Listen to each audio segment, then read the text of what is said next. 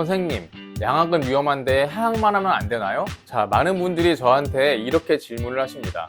하지만 양악 수술을 할지 하악 수술을 할지를 결정할 때 위험성 때문에 결정을 하면 절대로 안 됩니다. 왜냐하면 양악 수술은 위험한 수술이 아니기 때문이죠. 본 내용을 시작하기 전에 먼저 구독과 좋아요 부탁드리겠습니다.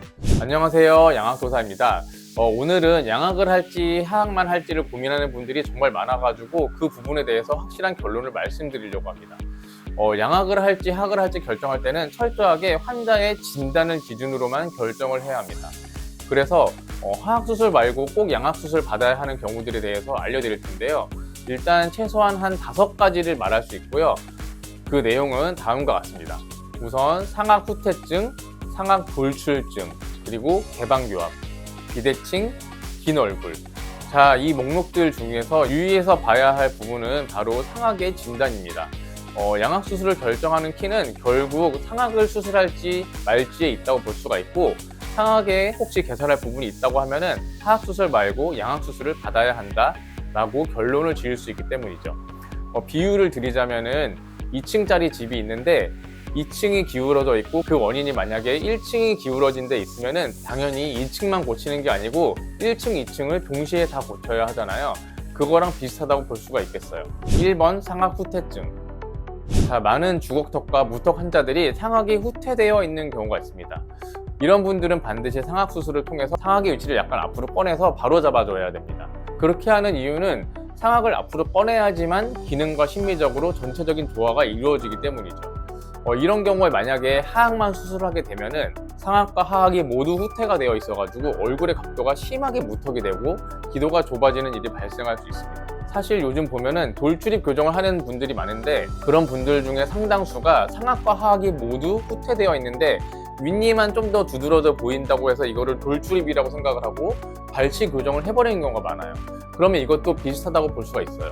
위턱 위치를 교정을 해야 되는데 그냥 둔다는 측면에서 그런 거죠.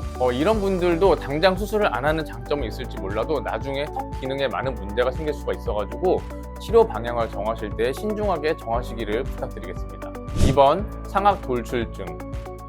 많은 주걱턱과 무턱 환자들이 상악이 돌출되어 있는 경우가 굉장히 많이 있습니다. 이런 분들도 상악을 약간 후퇴 이동을 시켜줘야 되죠. 안 그러면은 자칫 잘못하면 양악이 모두 돌출되어 버리기 때문에 별로 좋지가 않습니다. 3번 개방교합. 자, 개방교합이란 치아가 벌어져가지고 안 물린다는 뜻인데요.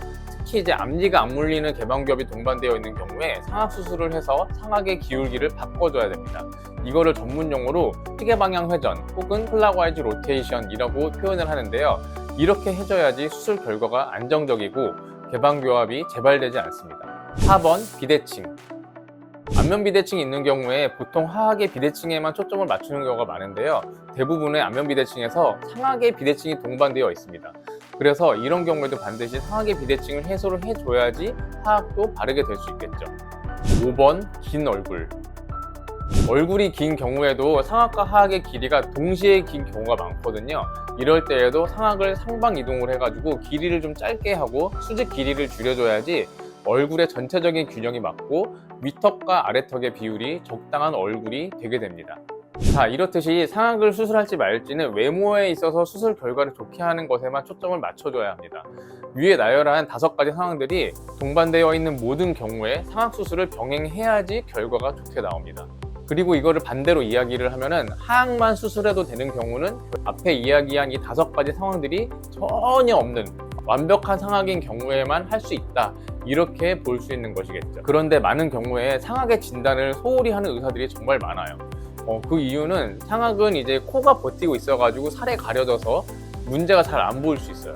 그리고 하악의 변형이 너무 심하게 되면은 거기에 또 가려져가지고 상대적으로 잘 안 보일 수 있는 거죠. 그리고 또 정말 많은 의사가 상악 수술하는 거를 부담스러워하고 더 위험하다고 생각을 하고 있기도 해요. 그래서 이거는 마치 운전면허는 있는데 고속도로는 너무 위험해서 가능하면 안 가는 게 좋아 라고 이야기하는 것과 마찬가지인데요. 사실 뭐 자기가 실력이 부족한 거지 고속도로가 잘못한 건 없잖아요. 그래서 이제 이렇게 이야기를 하면은 큰 병원에 있는 뭐 경험 많고 유명한 의사 선생님을 찾아가면 알아서 잘 해주시지 않을까요? 라고 생각할 수 있는데요. 사실 이게 꼭 그렇지가 않습니다. 제가 아는 바에 따르면은 많은 유명한 분들 중에서도 위턱 수술을 잘 못하고 두려워하고 그런 분들이 꽤 있는 걸로 알고 있습니다. 따라서 일단 하악 수술만 해도 된다라고 이야기를 들으면은 반드시 다른 의료기관에 가서도 상하의 진단을 교차 검증하는 것을 추천을 드리겠습니다. 대부분은 하악에 개선할 부분이 있다고 하면은 그 원인 요소가 상하에 이미 내재되어 있는 경우가 굉장히 많아요. 양악수술이든 하악수술이든 간에 결국 뼈와 치아를 움직이는 수술이고 결과적으로 돌이킬 수 없는 얼굴의 변화를 가져오게 되기 때문에 여기서 가장 중요한 거는 수술의 결과에 만족하는 게 가장 중요하다고 볼 수 있겠죠. 그래서 수술 방향을 결정할 때는 얼굴과 치아를 모두 고려해서 치료 방법을 결정하는 게 중요합니다. 위험성만 고려하면 절대로 안 되겠죠. 제 경험상으로 볼 때 하악 수술만 해도 충분한 경우는 한 10% 정도도 되지 않았던 것 같아요. 대부분 양악을 하시죠. 자, 오늘 영상은 그럼 여기서 마무리를 하도록 하겠습니다. 감사합니다.